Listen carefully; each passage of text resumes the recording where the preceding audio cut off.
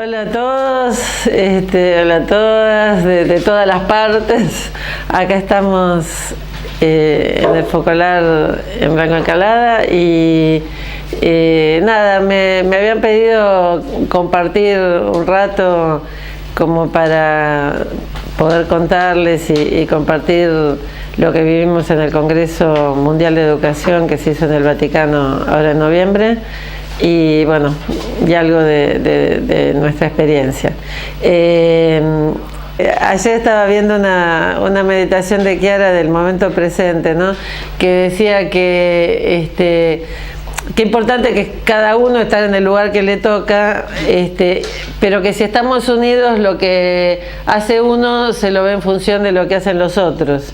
Y en ese sentido yo sentía que, si bien les cuento mi experiencia, es también nuestra experiencia, en el sentido que también ha sido una experiencia hecha desde Jesús en medio.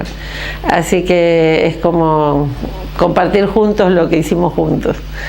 Así que bueno, si empezamos, digo, la excusa es que estaba este gran encuentro en el que estuvo el Papa, ahí tuvimos un saludito, pero sobre todo más que hablar de la presentación en el Congreso Mundial, yo quería contarles un poco qué fue este Congreso y por qué es tan importante no solo para la educación católica, sino como aporte para la educación en general, sino también, bueno, compartir algo de la experiencia que llevó a poder estar presentes ahí.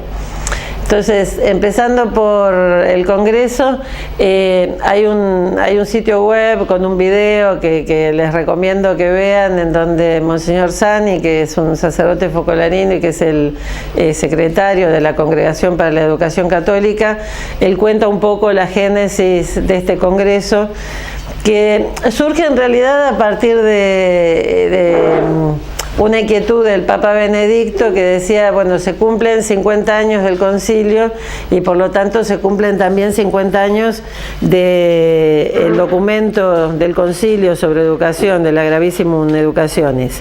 Y también eran los 25 años de otro documento muy importante que se llama Ex Corde Ecclesiae, que es el documento que fija como las líneas guía para las universidades católicas. Entonces, bueno, festejando los 50, festejando los 25, el Papa Benedicto le había pedido a la congregación que preparara algún evento.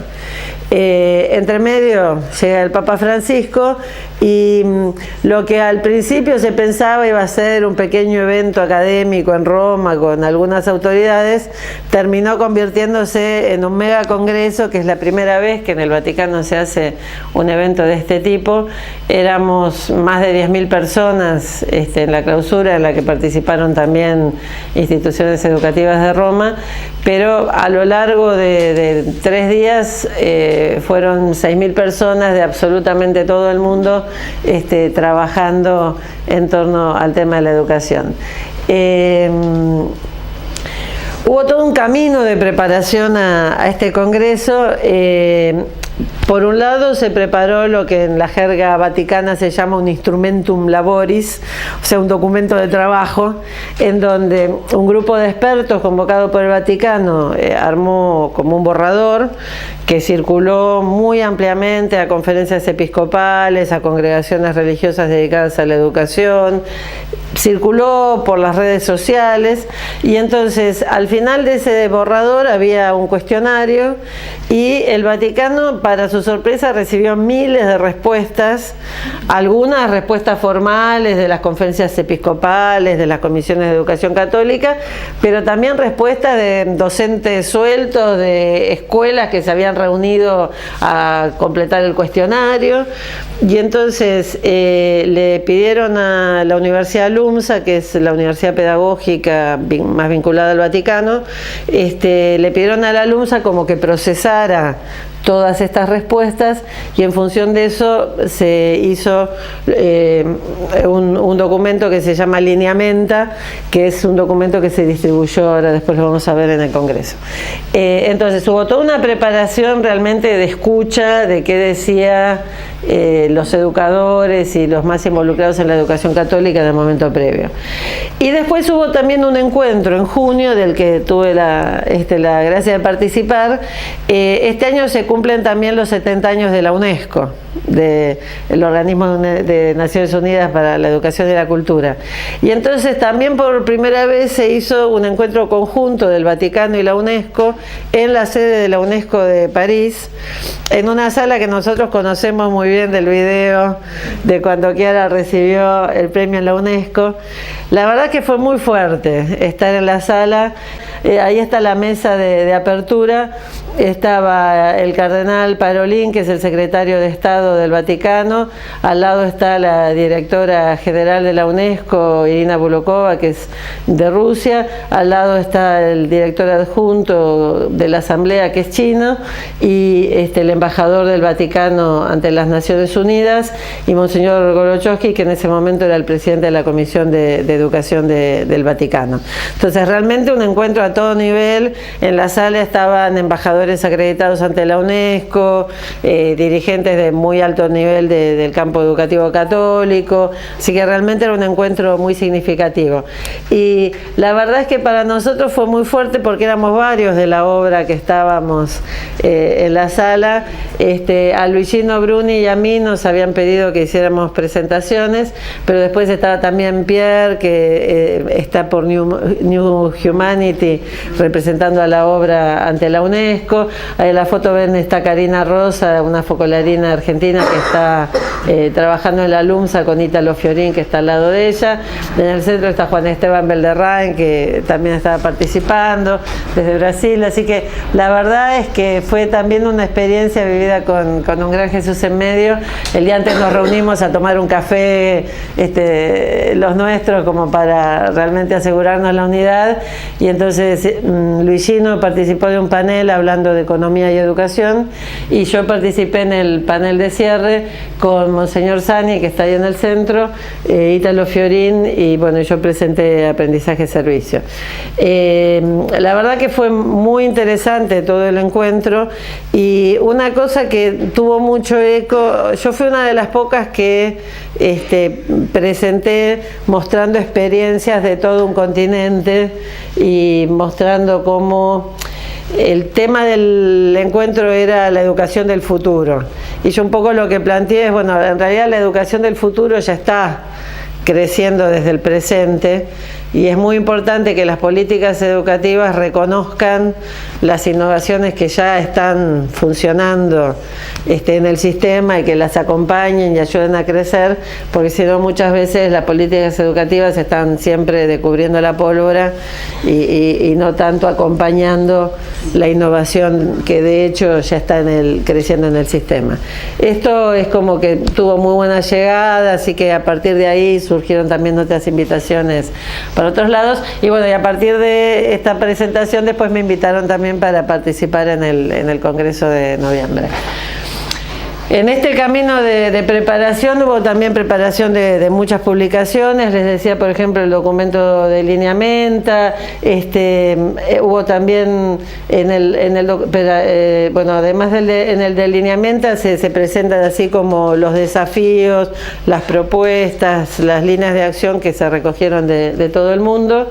Esto, digamos que el sitio web de la congregación no es tan ágil como Focolares de Conosur, así que todavía no está colgado online, pero esperamos que esté pronto. Si pasás la siguiente, en ocasión también del Congreso, la Congregación de Educación Católica empezó a publicar una nueva revista académica que se llama Educación Católica, y que es una revista que van a publicar, esperan, periódicamente, y en este primer número publicaron todas las ponencias que se presentaron presentaron en la UNESCO están en inglés, francés y castellano, así que está interesante.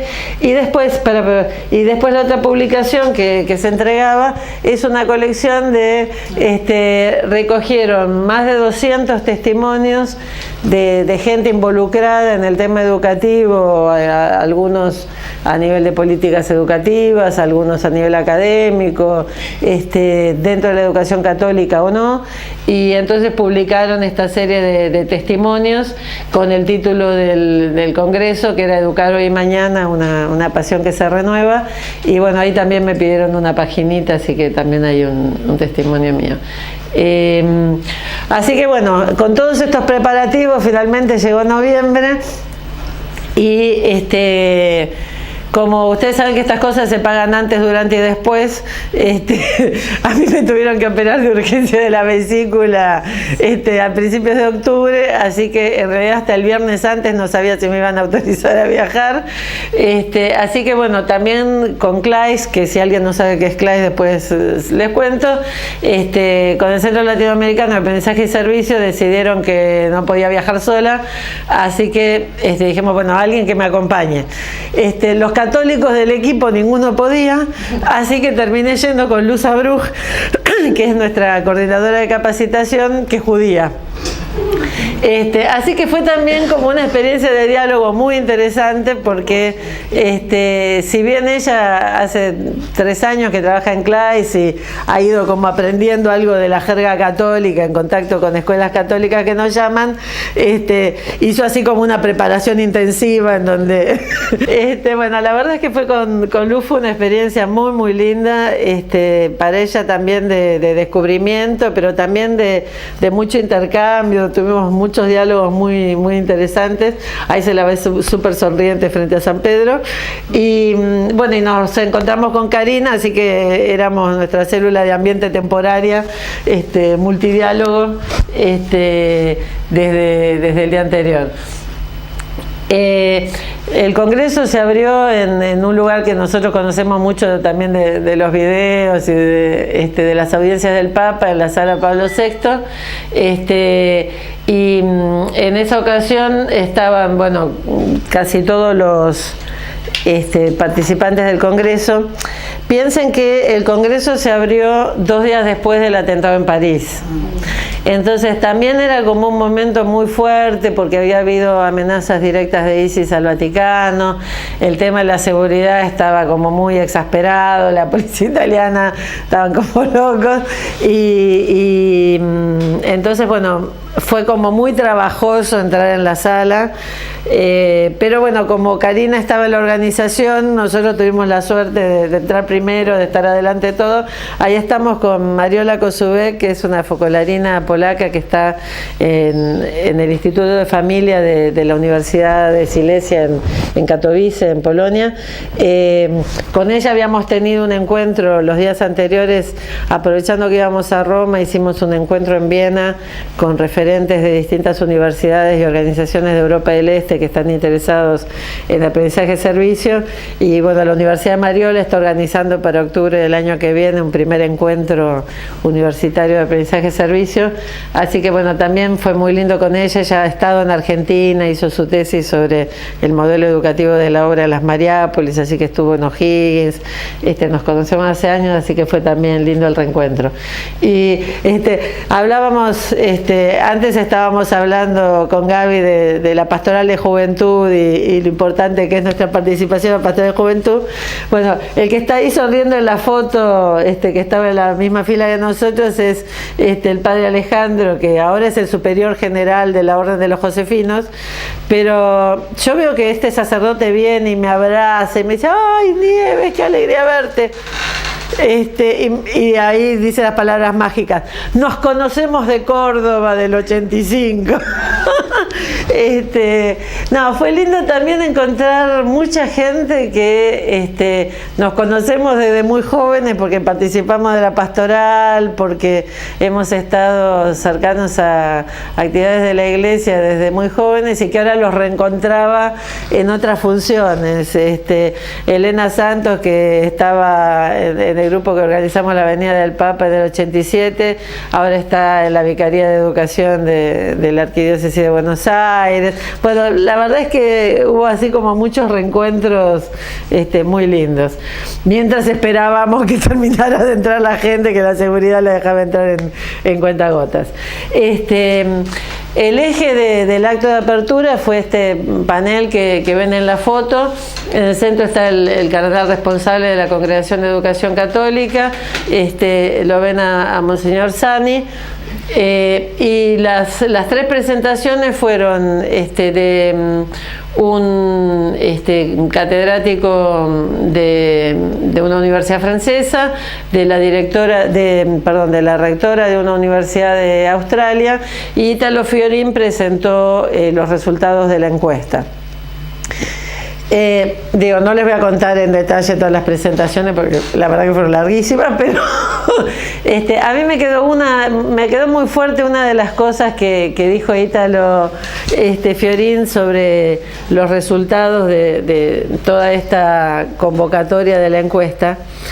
Dice que de las respuestas sobre cuál es la identidad de la escuela católica, había como una minoría de alrededor de un 20% de las respuestas que todavía imaginan a la escuela católica, dice, como una fortaleza, como el lugar donde preservamos y nos defendemos de los embates de la cultura contemporánea, ¿no? Un poco así esta imagen del viejo monasterio medieval que preserva la cultura contra la barbarie.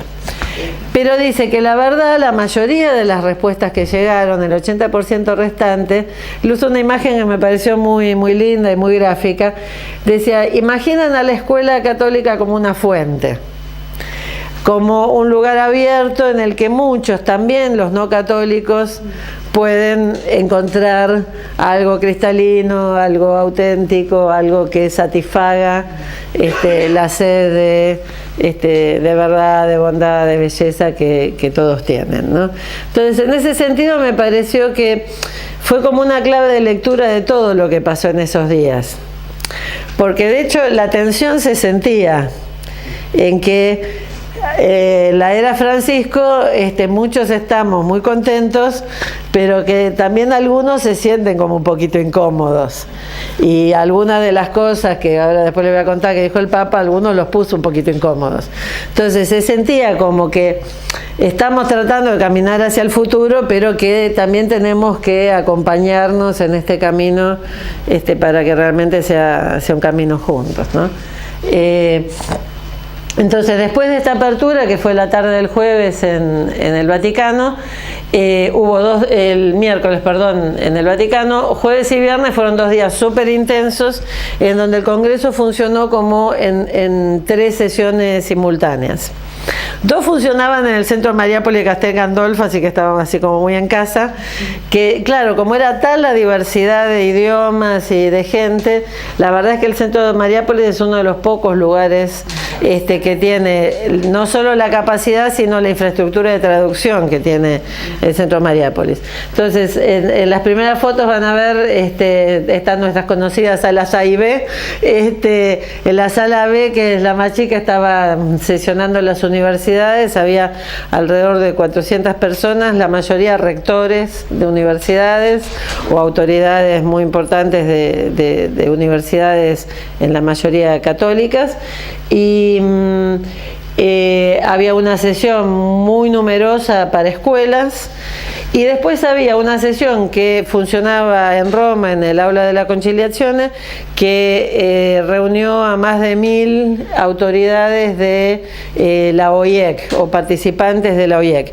La OIEC es la Oficina Internacional de la Educación Católica, y digo, para que entiendan los argentinos, sería el mega con SUDEC. O sea, es la oficina que coordina a su vez a las oficinas nacionales o a los consejos o centros nacionales o regionales de la educación católica. Entonces, como ven en la foto, bueno, había una densidad de religiosas y sacerdotes imponente, había también laicos, pero entonces es como que tuvo 2 focos un poquito diversos. La reunión en la OIE, que estaba mirando más como cuestiones muy institucionales, cuestiones que preocupan a los directivos y a los que piensan al sistema en general, y en cambio la sesión de escuelas en Castel Gandolfo iba más, digamos, a la visión de los docentes. En los dos lados se habló un poco de todo, pero básicamente era un poco esa la idea. Una cosa interesante es que la OIEC, el secretario general, es un religioso español, así que la lengua oficial era el castellano, así que estábamos fenómenos.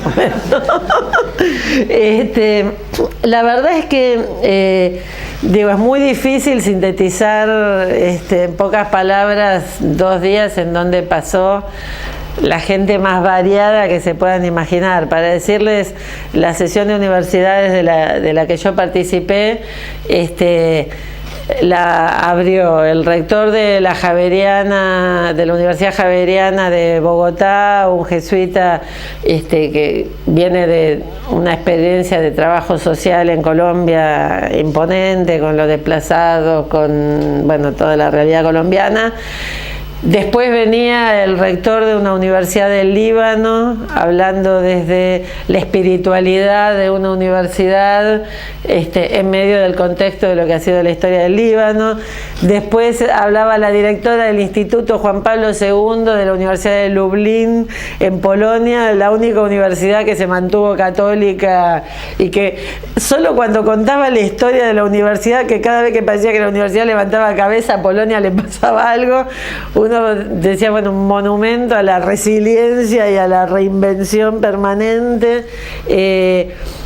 A una universidad de Filipinas, una universidad católica que está en una isla en donde el 80% son católicos, pero que está muy cerca de la zona de Filipinas donde está la guerrilla musulmana, y entonces ellos armaron un programa institucional. Es una universidad católica pero abierta al Islam, y entonces la Universidad Católica tiene un espacio para la oración y los estudiantes pueden ir a rezar en los horarios en donde les toca rezar. Cuando viene el Ramadán, ayuna toda la universidad, católicos y musulmanes.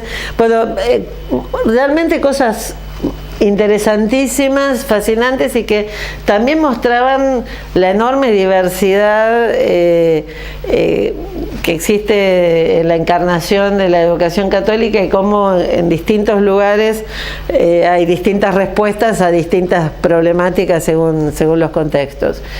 En la sesión de las escuelas fue muy fuerte el tema como de recuperar la identidad, de decir, una escuela no es católica solo porque tenga horas de catequesis o solo porque tenga el nombre o porque tenga el grupo de pastoral, sino es católica cuando se vive el Evangelio en la escuela y hay una comunidad que puede dar testimonio como comunidad. Así que esto realmente fue algo que atravesó mucho todo el Congreso. Y a mí me tocó participar en la sesión de la OIEC el viernes. Antes tuvimos un almuerzo de trabajo con Belderrain en Castel Gandolfo, sí, pero trabajamos mucho.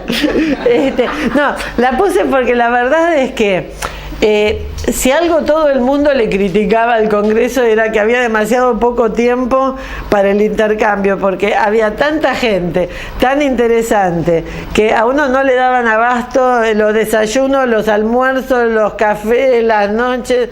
O sea, la verdad es que nosotros estábamos hospedados casi todos en los mismos hoteles, así que desde que bajabas a desayunar hasta que terminabas de cenar estabas todo el tiempo hablando con alguien de un lugar distinto y tejiendo redes en todas partes, así que en ese sentido también fue súper interesante.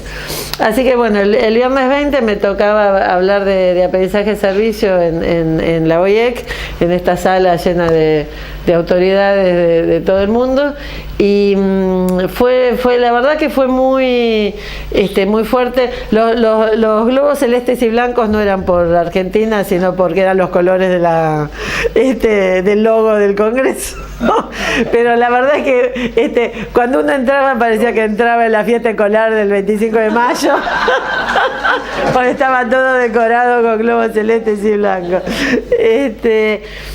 Y la verdad es que también un espacio de en donde se presentaron muchas cosas innovadoras y también yo sentía que era un espacio que solo era posible porque hace 50 años del concilio y porque hemos caminado mucho después del concilio.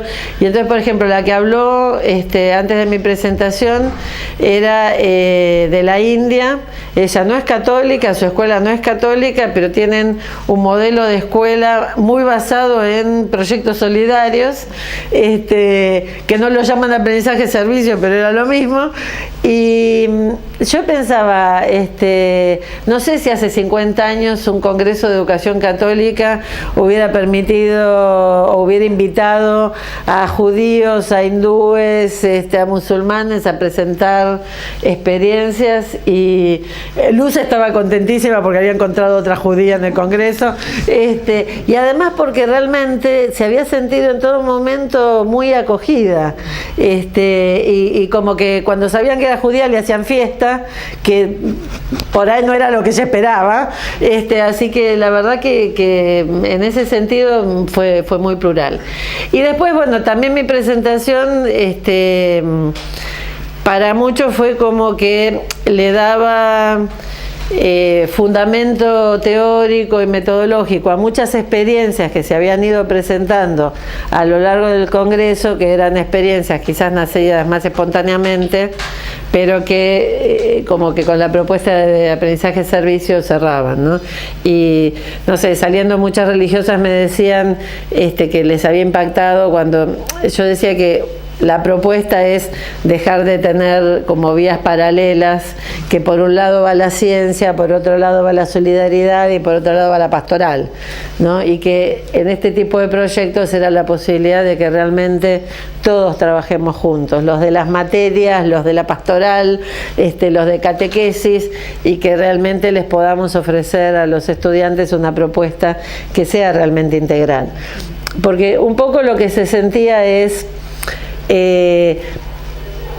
la Iglesia siempre ha hablado de la necesidad de una educación integral, pero en este congreso lo que se sentía es necesitamos encontrar las didácticas que nos ayuden a pasar del discurso a la realidad cotidiana de la escuela.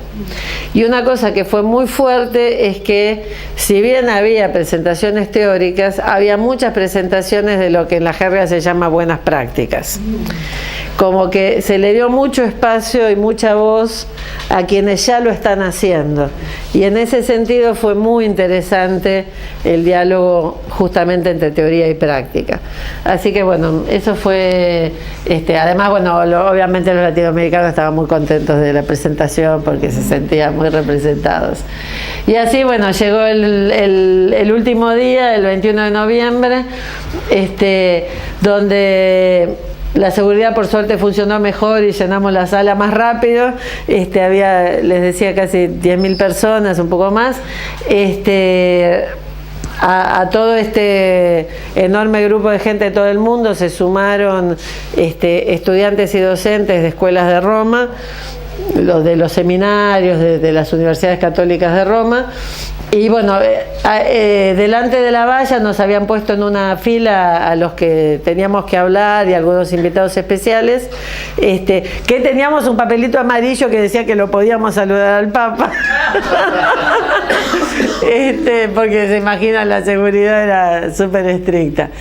Y bueno, la reunión tenía como dos momentos, un primer momento de ponencias, que a mí me tocó empezar.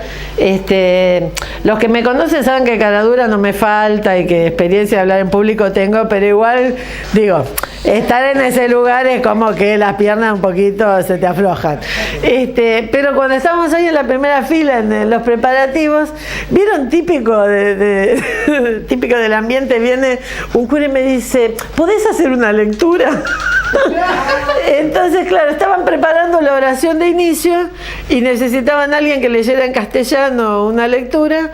Entonces, nada, apenas empezó me hicieron subir para la lectura. Y antes de la lectura había una canción que era con la oración de Santa Teresa, de nada te turbe, nada te espante, quien a Dios tiene, nada le falta. Y a mí me dio una paz muy grande, porque fue decir, de última, o sea, lo que cuenta es estar en el amor, en el momento presente.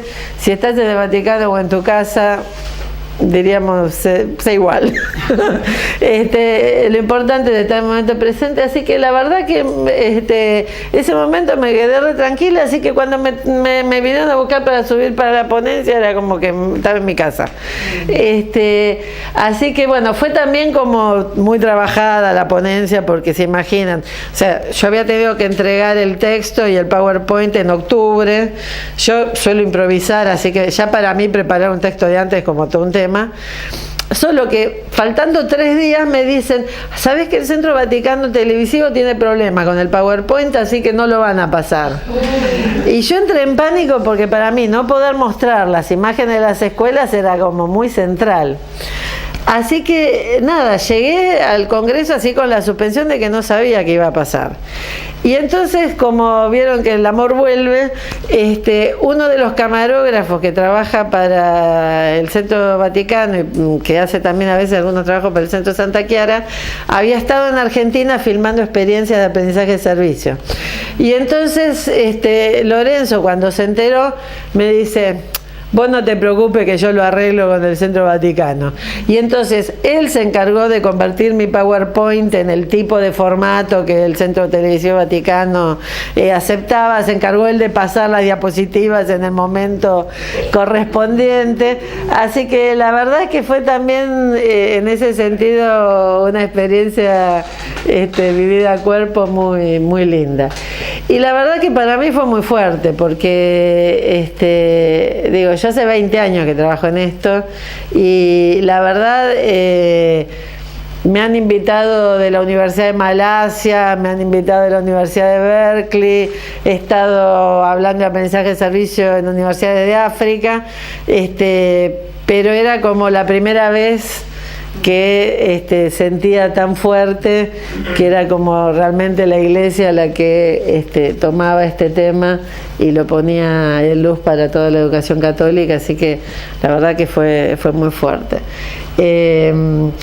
Después, bueno, y yo suelo cerrar las presentaciones de aprendizaje de servicio en escuelas católicas con una meditación de Chiara, diciendo que si nuestros alumnos supieran lo que le vamos a tomar en el examen de diciembre, lo único que estudiarían sería eso.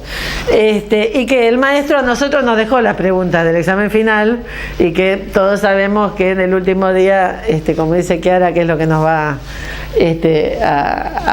cuál va a ser el examen, ¿no?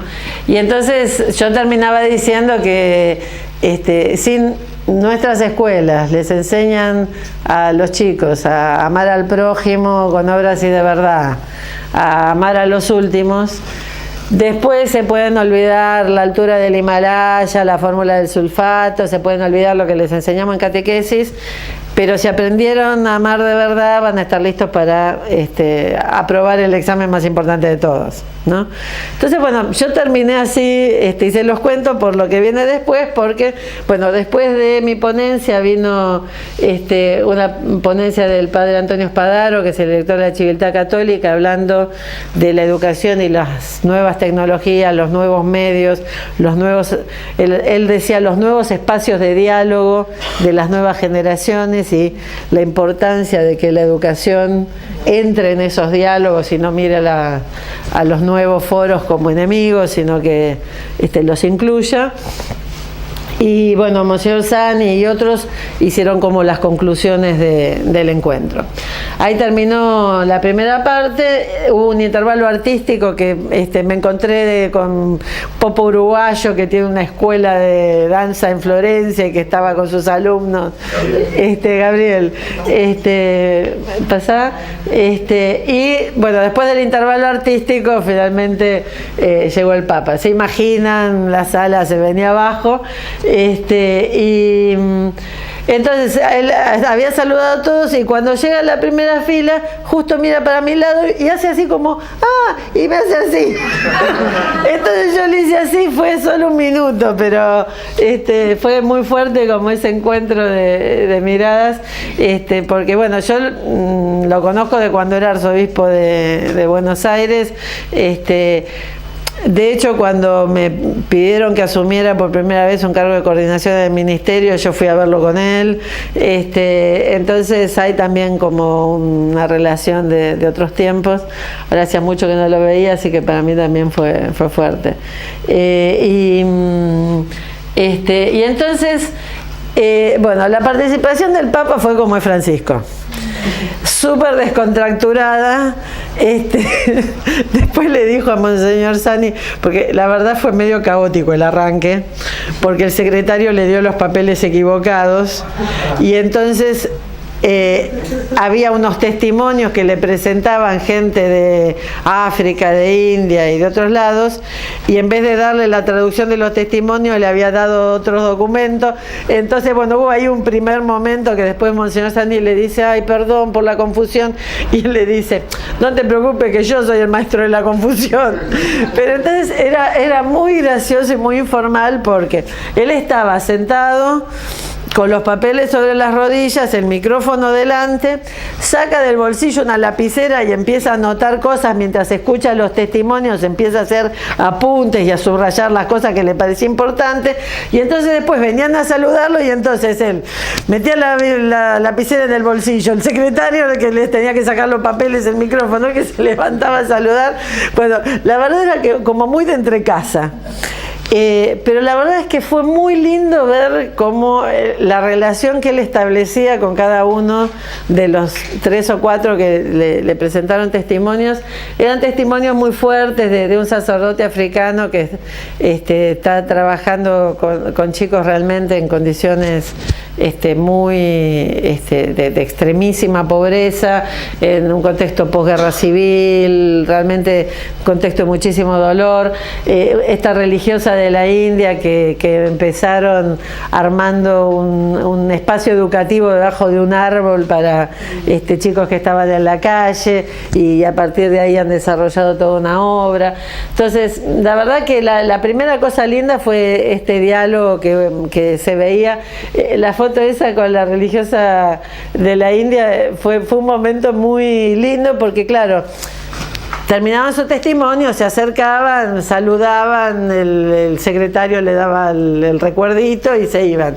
Y en cambio se ve que le había gustado tanto lo de la hermana de la India que se quedó charlando con ella delante de las 10.000 personas, y entonces en un momento se hizo tan largo que todo el mundo se puso a aplaudir, porque era tan lindo ver el diálogo entre ellos, que los dos gesticulaban y se veía que estaban hablando realmente muy, muy lindo.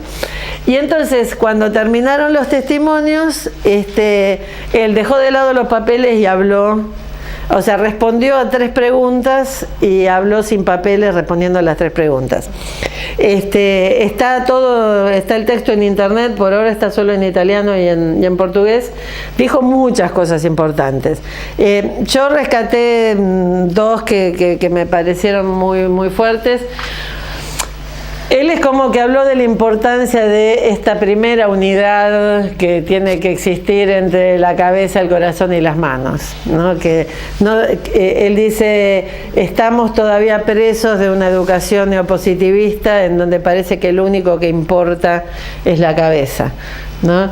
Y yo decía, lo decía en otras palabras, ahora se habla tanto de las inteligencias múltiples y demás, pero lo decía de esta manera tan fuerte, que es decir, nosotros también tenemos que educar al corazón, ¿no? Aprender a amar, y tenemos que aprender a acompañar el hacer, ¿no? Porque si no queda todo en la pura teoría.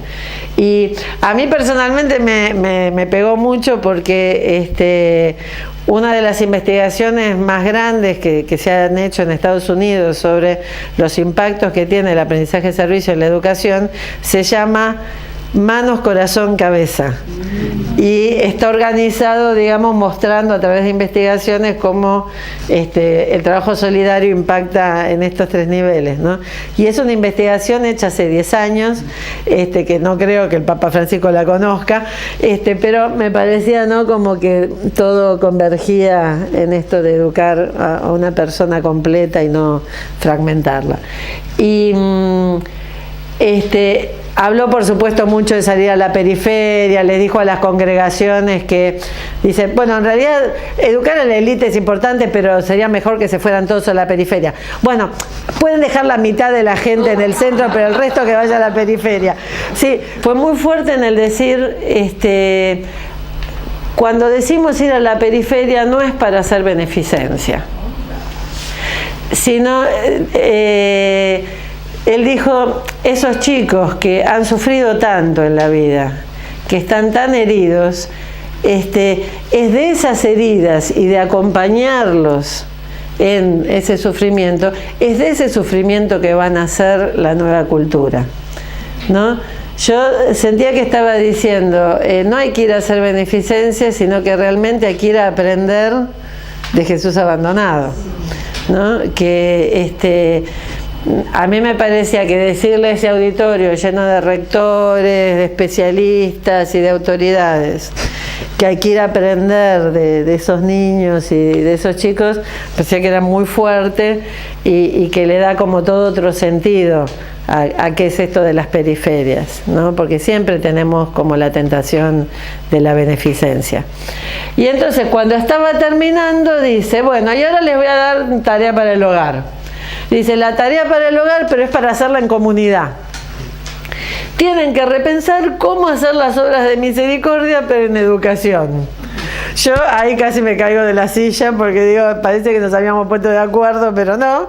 Y entonces dice, en este año de la misericordia, ¿misericordia es solo dar limosna?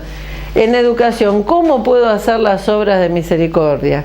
¿Cómo puedo hacer para que este amor del Padre que se subraya, especialmente en el año de la misericordia, llegue en nuestras obras educativas? No, la verdad es que para mí fue muy fuerte, porque más allá de que cuando él estaba en la arquidiócesis, yo di millones de capacitaciones de aprendizaje de servicio, y la gente de la arquidiócesis conoce el tema, yo no sé si él estuvo tan en contacto, o sea, le mandé un libro de regalo, pero no sé si lo habrá leído, pero digo, me parecía como que el Espíritu Santo sopla para el mismo lado, y que para mí fue como una confirmación muy fuerte de decir, en el hoy de la Iglesia lo que estamos haciendo está realmente en el corazón de lo que se nos pide para la educación de hoy y de mañana, ¿no? Así que realmente fue muy fuerte. Así que bueno, yo con esto me parece que terminé esta primera parte. Les puse ahí algunos sitios web como para que si quieren ver más, y después cuelgan los materiales en las páginas que lo tengan. Y se supone que ahora sería espacio de diálogo, que como no pudimos hacer el streaming en vivo, no vamos a tener preguntas latinoamericanas, pero bueno, al menos intentaremos ahora en la sala. Me pregunta por Italo Fiorin. A ver, Italo Fiorin es un experto en educación italiano que es muy conocido en Italia, ha trabajado mucho con el Ministerio de Educación, con el Vaticano. Él es profesor de la LUMSA, que es la Universidad Pedagógica, digamos, del Vaticano. Él en realidad conoce algo del movimiento de los focolares, porque gracias a Cittanuova, él encontró en una librería, él conocía algo del movimiento muy vagamente. Encontró en una librería el libro de Educación y Solidaridad, de Educación y Solidaridad, que hicimos con Cittanuova hace casi 10 años, y le interesó, vio que la introducción la había hecho Michele De Beni. Él a Michele lo conocía porque habían trabajado en algún proyecto juntos, y entonces bueno, se acercó a Michele De Beni, a través de Michele nos conocimos. En este momento él está trabajando con Karina Rosa, porque le está dirigiendo el doctorado a Karina. Karina está haciendo su tesis sobre aprendizaje, servicio y educación especial. Y él es especialista en educación especial o en educación inclusiva, como se dice en Italia, y justamente porque le interesó tanto el tema, en la LUMS ahora han creado un instituto de estudios superiores sobre inclusión y solidaridad, que en parte fue como la mano operativa del Congreso, o sea, el Instituto Fiorín, Karina y todo su equipo fueron como las manos ejecutivas de la organización del Congreso, porque no es que el Vaticano tiene estructuras organizativas, necesita apoyarse en las universidades y en otros para organizar, y entonces este instituto un poco trabaja para el Vaticano y un poco también trabaja en promover aprendizaje de servicio en Italia. Y entonces ahora han hecho un convenio con el Ministerio de Educación y están empezando a hacer capacitación para escuelas italianas sobre aprendizaje de servicio. Si tuvieras que resumir en pocas palabras la importancia de este congreso para la Iglesia, para la sociedad y especialmente para nuestros países aquí en Latinoamérica, donde como en el caso de Argentina, la educación católica es muy importante. A mí me parece que, como suele pasar con este tipo de eventos, fue importante como punto de llegada y puede llegar a ser muy importante como punto de partida. Como punto de llegada me parece que de alguna manera fue recoger 50 años de experiencia después del concilio y hacer como el estado de la cuestión de a qué punto estamos con la educación católica. Entonces, en ese sentido me parece que haber podido ver toda la variedad de experiencias que hay, poder compartir cuáles son las preocupaciones comunes que tenemos más allá de las diversidades enormes culturales, hay como preocupaciones que estamos teniendo todos.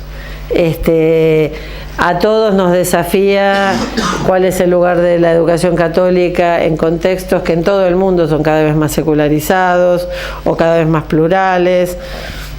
A nosotros quizás nos pega más desde el lado de la secularización, en otros la iglesia es minoría, en países donde la mayoría son de otras religiones. Digo, esto de ¿qué rol cumple la Iglesia y la educación católica en contextos de gran diversidad y de gran pluralidad?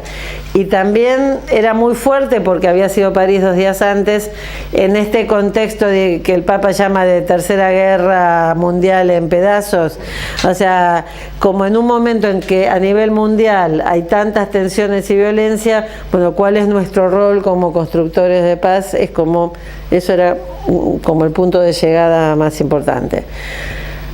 Hacia adelante me parece que lo fuerte que puede tener este Congreso es cuáles sean las líneas fuertes que emerjan, porque hubo una conversación en la que fue claro que había algunos temas que eran más fuertes que otros, y sobre todo hubo un mensaje del Papa que fue muy claro y muy fuerte. Los latinoamericanos decíamos, lo que está diciendo Francisco y muchas de las cosas que resonaron como muy novedosas en el Congreso, para nosotros no son tan novedosas, porque la verdad es que la Iglesia latinoamericana, Aparecida, bueno, todo el camino que hemos hecho como continente latinoamericano en los encuentros del CELAM y demás, digamos, nuestra sensibilidad justamente al amor preferencial por los últimos, todo esto son cosas que de una manera u otra la educación católica en los últimos años la ha tenido que enfocar. Bien, mal, más o menos, algunos más, otros menos, pero son temas que para nosotros no son temas nuevos. En cambio, ahora estaban emergiendo no ya como temas latinoamericanos, sino como temas de la Iglesia Universal. Y en ese sentido, con muchos latinoamericanos tuvimos ocasión de conversar, que era como muy fuerte sentir que con el papado de Francisco, también muchas cosas que nosotros hemos vivido ahora pueden ser donadas a la Iglesia Universal, ¿no? Que a veces nosotros íbamos como a pedir ayuda, a pedir limonas, a trabajar de pobres, y que en cambio ahora tenemos una experiencia que donar y que necesitamos también como poder donarla bien, también perdiéndola, porque después lo que funciona en América Latina no necesariamente funciona en otra parte del mundo de la misma manera, y cada región tendrá que ir encontrando su manera de encarnarlo, ¿no? A mí me gustaría saber algo, vos hablabas de la cultura de Jesús abandonado, ¿no? De aprender desde ahí. ¿Cómo ves esto? ¿Podrías decir algo más? Tenía una diapositiva por allá que después la podemos meter, pero nosotros una cosa que cuando hacemos las capacitaciones traducido en términos educativos, decimos que nadie es demasiado pequeño, nadie es demasiado chiquito, nadie es demasiado pobre o demasiado especial como para no tener algo que dar a los demás. Y a mí me parece que esto de aprender del Jesús abandonado de los otros es que cuando uno se aproxima a estas poblaciones que viven en situaciones de dificultad de distinto tipo, porque puede ser dificultad socioeconómica, dificultad de aprendizaje, dificultades de discapacidades físicas, uno tiende a aproximarse desde una compasión malentendida que lo pone al otro en el lugar de el destinatario de mi ayuda, en donde el protagonista y el bueno soy yo y el otro es el pobrecito al que estoy ayudando. Y que en cambio, desde este respeto a la dignidad de Jesús abandonado, si vos realmente entablás un diálogo, por ahí nosotros hablamos de una solidaridad horizontal con el otro, descubrís también toda la riqueza y todo lo que el otro tiene para darte a vos y para darle también a la comunidad. Traducido a la experiencia, digo, por ejemplo, ustedes saben que, no sé si saben, en Argentina tenemos el Premio Presidencial de Escuelas Solidarias, que empezó en el 2000. En estos 15 años, la mayoría de las escuelas que han ganado el Premio Presidencial por la excelencia de sus proyectos educativos y solidarios han sido escuelas que atienden a los chicos más pobres, más especiales. Pienso, por ejemplo, les digo títulos de 3 experiencias que para mí son emblemáticas. Una escuela para chicos no videntes de General Roca, que estaban en 6º grado y se quejaban con la maestra porque los amigos que ven, los papás en 6º ya los dejan ir solos al colegio y salir solos a la calle, y ellos, como son ciegos, no pueden salir solos. Entonces la maestra, en vez de decirles, ay sí, pobres, le dijo, bueno, pero nosotros ¿qué podemos hacer para que las calles de General Roca sean más amigables para los ciegos? Y entonces decidieron que en la hora de braille, en vez de hacer dictado de cualquier otra cosa, durante todo el año escribieron en carteles los nombres de todas las calles y monumentos de General Roca. Esos carteles se los pasaron a la escuela técnica de enfrente para que los imprimieran en chapas metálicas en la hora de taller, y las 2 escuelas donaron esos carteles al municipio, que en el 2001 fue la primera ciudad argentina que estuvo integralmente señalizada en braille. Entonces, un aplauso para bueno, ganaron el premio presidencial por eso.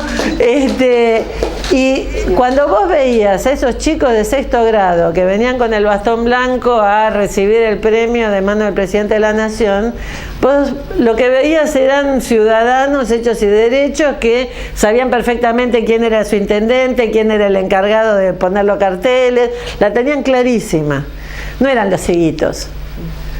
Entonces, digo, desde ese punto de vista hasta pienso, mira, una de las primeras experiencias de aprendizaje de servicio que nosotros relevamos en el ministerio cuando nadie sabía de qué se trataba, es de un maestro de una escuela albergue perdida en La Puna, en un pueblo que se llama Cangrejillo, que está a 40 kilómetros arriba de La Quiaca. Bien, escuela albergue es porque los chicos viven tan lejos de la escuela que se tienen que quedar a dormir, y entonces están una semana viviendo en la escuela y una semana vuelven a sus casas, y los maestros viven con ellos. La escuela está en el típico lugar de Puna que hace 40 grados a la sombra de día y 10 grados bajo cero a la noche. Pueblo de pastores, que la única verdura que conoce es la papa. La verdulería más cercana estaba a 40 kilómetros abajo en La Quiaca. Pero como es una escuela rural, la provincia pone un maestro de huerta. Entonces los maestros de huerta anteriores se dedicaban a enseñar matemática porque les parecía que era casi un chiste. Bueno, llega el maestro José y el maestro José decide que sí, los incas habían podido cultivar en esas tierras, hoy con las tecnologías ancestrales y las nuevas tecnologías se podía tener huerta en la escuela. Y entonces les enseñó a los chicos cómo ubicar donde había un hilito de agua, cómo construir un invernadero andino. La cuestión es que en poco tiempo la escuela tenía verdura y los chicos por primera vez comían verdura. Y cuando volvían a la casa contaban en sus casas cómo habían hecho. Entonces los papás después venían a la escuela a ver cómo estaban haciendo y a lo largo de los años, esta experiencia empezó ahora, va a ser casi 20 años, ahora hay toda una red de invernaderos familiares, invernaderos comunitarios y muchas de esas familias de pastores ahora están bajando a La Quiaca a vender su sobrante de verdura y tienen otro ingreso. Y entonces cuando ganaron el premio presidencial por esa experiencia, en asamblea con los chicos, piensen que es jardín y primaria, los chicos decidieron que con la plata podían hacer un invernadero todavía más grande para cultivar árboles. Porque ellos querían que Cangrejillo fuera un lugar verde, así la convertían en una ciudad verde y los turistas que iban a La Quiaca subían a Cangrejillos a ver la ciudad verde de La Puna. Bueno, empezaron a cultivar árboles, hicieron un acuerdo con el municipio, hacen una fiesta del árbol en donde le regalan árboles a los vecinos. El año pasado el maestro José me mandó una foto en donde habían subido con los alumnos a una loma y habían sacado una foto de cangrejillos que ahora se ve el manchón verde de los árboles plantados por la escuela en estos 20 años. Entonces, digo, a veces las escuelas de Buenos Aires hacemos la colecta para la escuelita rural, pensando que porque son de ámbito rural son menos, y la verdad es que a mí me parece que hay mucho que aprender de estas experiencias en donde desde la pobreza, desde el sufrimiento, pero está también la capacidad de ponerse al servicio de los demás y a partir de eso ser realmente grandes, ¿no? Y me acuerdo hace unos años en un seminario, nosotros hacemos todos los años, vieron el Seminario Internacional de Aprendizaje y Servicio, había venido la directora de una escuela de élite carísima, de estas bilingües de zona norte del Gran Buenos Aires, y se habían presentado una serie de experiencias como estas, y entonces al final viene y me dice, mira, la verdad es que me voy de acá orgullosa de ser argentina, de haber escuchado todas estas experiencias maravillosas, pero con una vergüenza tremenda de lo que hacemos en mi escuela. Porque era la escuela típica que hacía la campaña, que juntaban y repartían, pero no hacía ninguna otra cosa.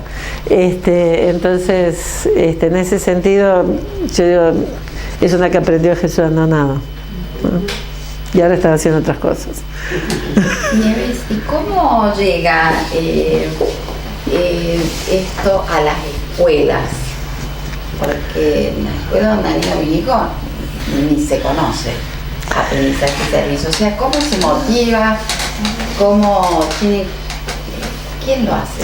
En educación sabemos que los tiempos de los cambios educativos son muy lentos. A ver, desde que Comenius en el siglo XVII habló de la importancia de la experiencia en educación, hasta Dewey a principios del siglo XX hablando del aprender haciendo. Hasta ahora todavía hay escuelas que siguen aferradas a que todo es teoría, teoría, teoría. Entonces, los tiempos de la educación sabemos que son lentos. O sea, la primera vez que se habló formalmente de aprendizaje-servicio fue a fines de los 60 en Estados Unidos, que fueron los que le pusieron el nombre. Nosotros tratamos de hablar de educación solidaria o de aprendizaje y servicio solidario porque lo de solidaridad a nosotros nos resuena más que lo del servicio.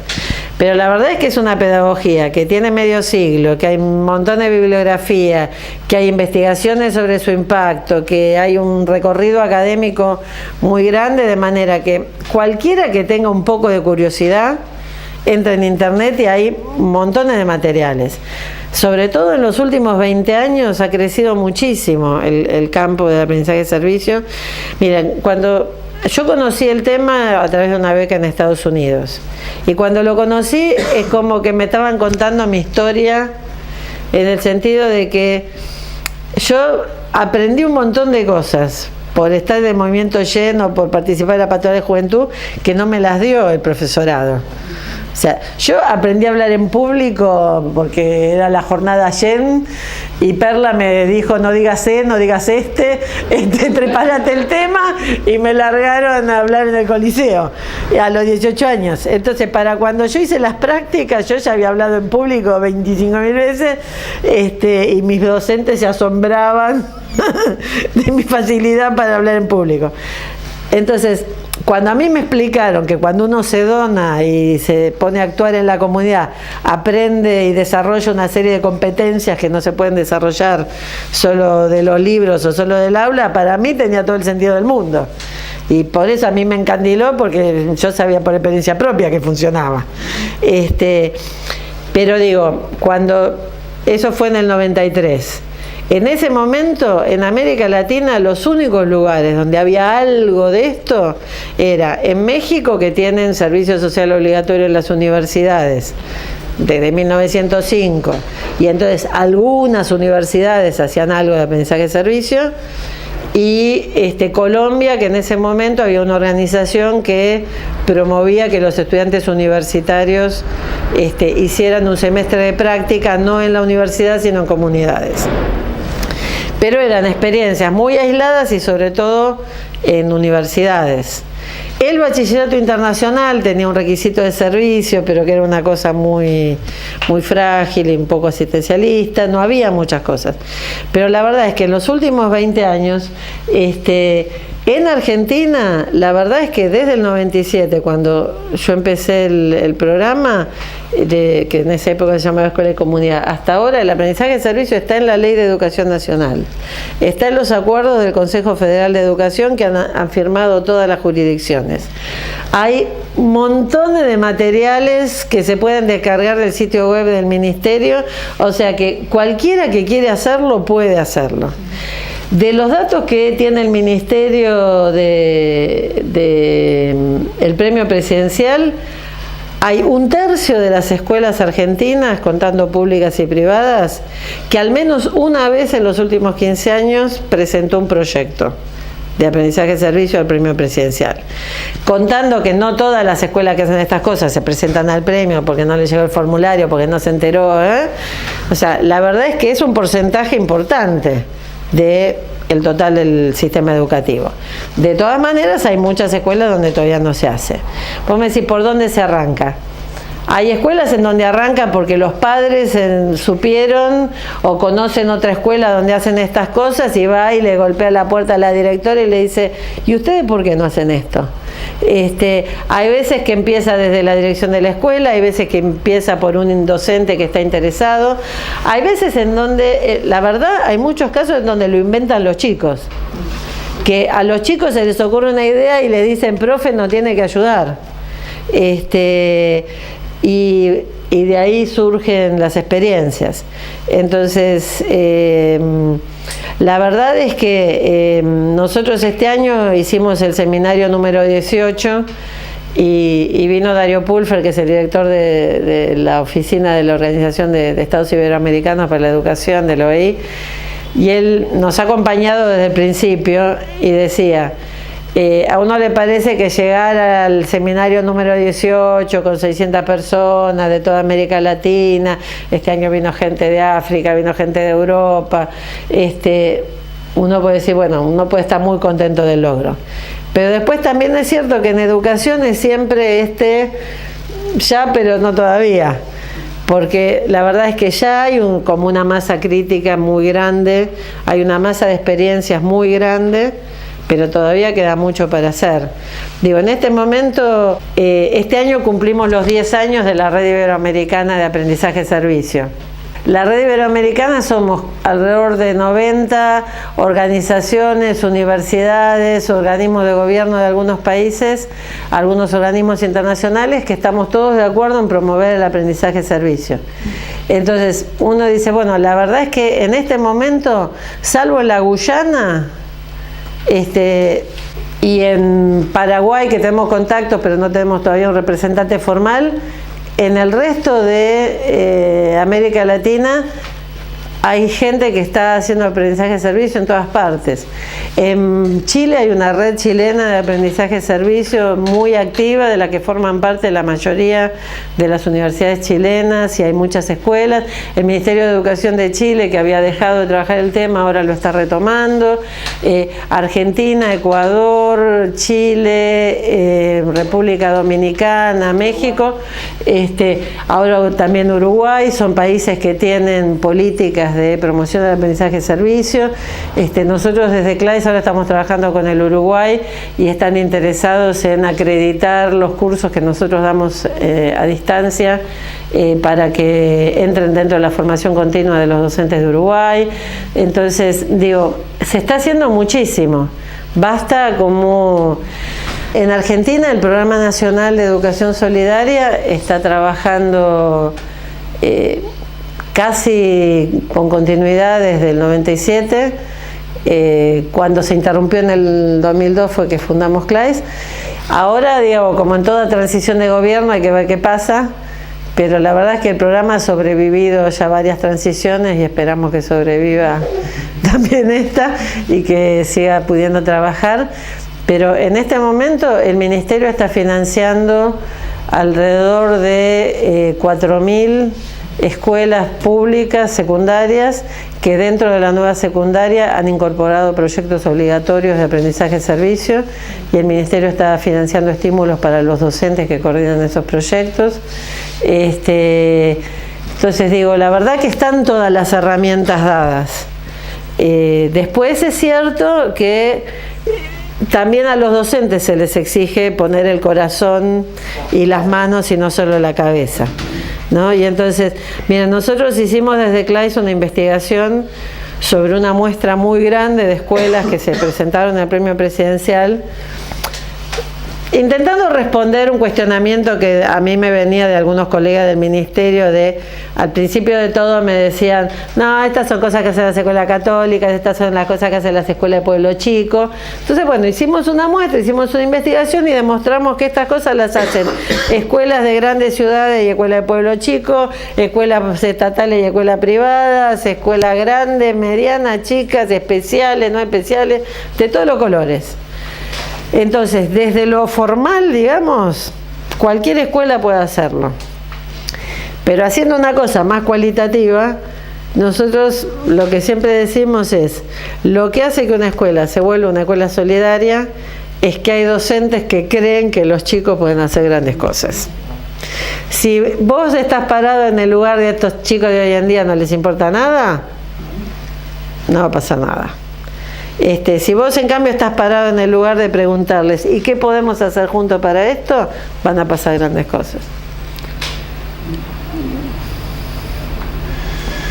Yo quiero hacer 2 preguntas por lo menos. Una, allí está diciendo, y lo sé muy bien, la importancia de las organizaciones de la sociedad civil. Más atrás. Pero quisiera saber si en el Congreso se tuvo en cuenta también esta dimensión, porque hablaste de escuelas, y me parece que hoy el modelo educativo, como dijiste, como nombraste, de las redes sociales, creo que asumir también la educación católica por lo que nos toca a nosotros, y pienso en nuestros centros sociales, de qué modo en el Congreso, y de paso explicar para todos, porque muchos quizás no conocen lo suficiente de aprendizaje de servicio como para decir cuánto podemos hacer desde esto. Esta es una pregunta. Bien. La otra pregunta que me interesa mucho situar, es el tema de las escuelas ocurrentes. Si tuvo lugar en el Congreso y cuánto y de qué modo nosotros también podemos beber de esa fuente, apoyar esa propuesta incluir, no incluir. Bueno, las dos preguntas están muy relacionadas. Cecilia me pregunta... Y algo relacionado también con la escuela invertida, que más o menos... A ver, las dos preguntas están muy relacionadas porque una de las primeras cosas que hizo el Papa fue fundar esta red de escuelas para el encuentro, escuelas ocurrentes en latín, y la red de escuelas es una red de escuelas que adhieren a la red y que son públicas, privadas, católicas, no católicas, confesionales, no confesionales. O sea, creo que en la última cuenta tienen más o menos 500.000 de escuelas de todo el mundo adheridas a la red, que adhieren sobre todo porque es adherir al pensamiento del Papa, pero en la práctica es unirse a una plataforma global que todavía la verdad está muy en construcción. Ahí en el mapa tienen distintas redes que trabajan con aprendizaje de servicio, y esta escuela justamente porque Escolas explícitamente ha adoptado al aprendizaje de servicio como una de las líneas de lo que llaman la pedagogía de escuelas.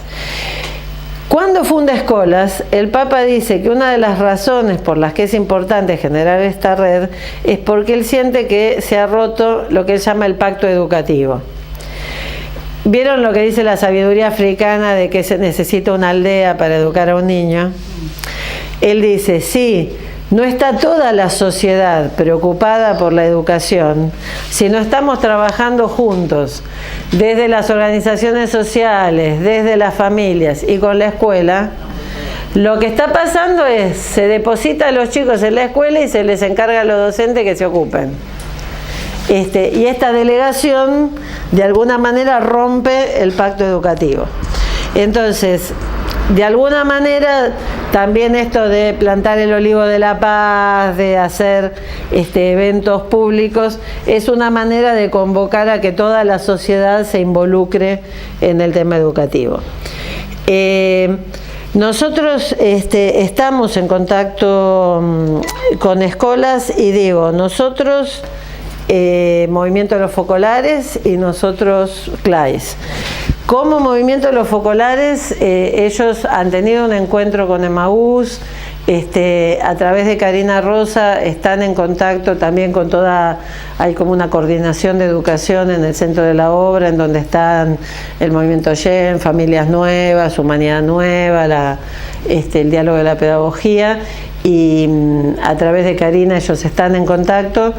Es todavía un poco difícil entender cómo trabajar juntos, porque todavía ellos están como recién armando su estructura, y muchas veces se organizan eventos masivos con muy poco tiempo de preparación. Digo, son todavía peores que nosotros, así que a veces es enterarse y avisar 2 días antes, y entonces se hace lo que se puede. Yo sé que, por ejemplo, en Paraguay, cuando el Papa estuvo en Paraguay y se organizó un evento muy grande de Escolas, hubo muchos de los nuestros que participaron. Escolas nace básicamente a partir de una experiencia que se venía haciendo en la arquidiócesis.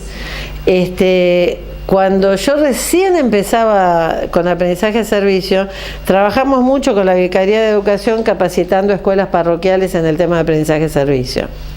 Algunas de esas escuelas arrancaron con una experiencia que llamaron escuela de vecinos, que era que los chicos se plantearan problemas de su barrio, pensaran soluciones, y había un día en donde iban a la legislatura y estas escuelas presentaban sus propuestas. La cosa fue creciendo, empezó siendo de un grupo de escuelas católicas y terminó siendo una movida que se hacía con muchísimas escuelas de la ciudad de todos los tipos, y donde se generaba un intercambio muy interesante entre las escuelas. Algunas de esas escuelas después, a partir de las propuestas, generaban proyectos de más duración. Otras quedaban, digamos, en hacer la propuesta y esperar que los legisladores las tomaran. Pero como había sido una experiencia muy rica, justamente de esto de construir redes, a los dos que habían conducido la experiencia en la ciudad, que eran José María del Corral y Enrique Palmeiro, el Papa los nombró como directores de escuelas. En la presentación que hizo el Papa, citó 3 veces a escuelas, como para decir que para él es un tema muy sentido. En los proyectos de aprendizaje-servicio siempre se habla del docente y el alumno. ¿Qué lugar ocupa la familia? Bueno, en realidad cuando hacemos las capacitaciones hablamos de el docente, el alumno y la comunidad en sentido amplio. Que para las escuelas, cuando vos hablas de comunidad en general piensa la comunidad educativa, o sea, los padres, pero nosotros hablamos de la comunidad en general. Porque nosotros decimos, para que un proyecto sea de aprendizaje-servicio, la primera condición es que sea hecho con la comunidad y no solo para la comunidad. Y eso implica todo un periodo de escucha. El rol de los padres varía según también la edad de los chicos. O sea, hay proyectos de jardín de infantes y de primaria que obviamente si no están involucrados los padres no se pueden hacer. Con los adolescentes a veces es mejor que no estén involucrados los padres porque es justamente el espacio de autonomía y de afirmación de la identidad de los adolescentes. Pero muchos proyectos involucran directamente a los padres. Por ahí tengo una foto de la experiencia de Futalaufken. Ustedes habrán visto en los diarios lo de los incendios en el Parque Nacional Los Alerces. Es un parque nacional prehistórico, riquísimo, que todos los veranos algún turista deja alguna botella de plástico tirada que genera algún incendio y se pierden miles de hectáreas de bosque. Dentro del Parque Nacional hay una escuela que empezó siendo jardín y primaria, ahora es también secundaria, y que en uno de los incendios en el 2005 decidieron que ellos tenían que hacer algo porque un papá del jardín era guardaparque. Y entonces a través del papá vino la inquietud y entonces transformaron la huerta de la escuela, que vieron la típica huerta de jardín de la 3 lechugas y las 2 zanahorias, bueno, con la ayuda de Parques Nacionales lo convirtieron en una huerta hiper especializada en el cultivo de especies originarias, que es, o sea, hacer que crezca de semilla un alerce es algo que no muchas universidades consiguen. Con el apoyo de los padres salen a recolectar semillas cuando es la época, las cultivan en el jardín y después van con las familias y con otras escuelas y con Parques Nacionales a reforestar el parque. En esto llevan casi 10 años, han plantado miles de árboles y pasá la siguiente.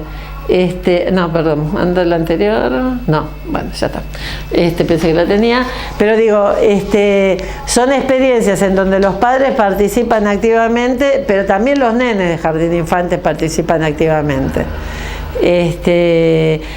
Entonces eso, a veces hay experiencias en donde el trabajo se hace en una organización comunitaria y entonces la asistencia la toma la organización.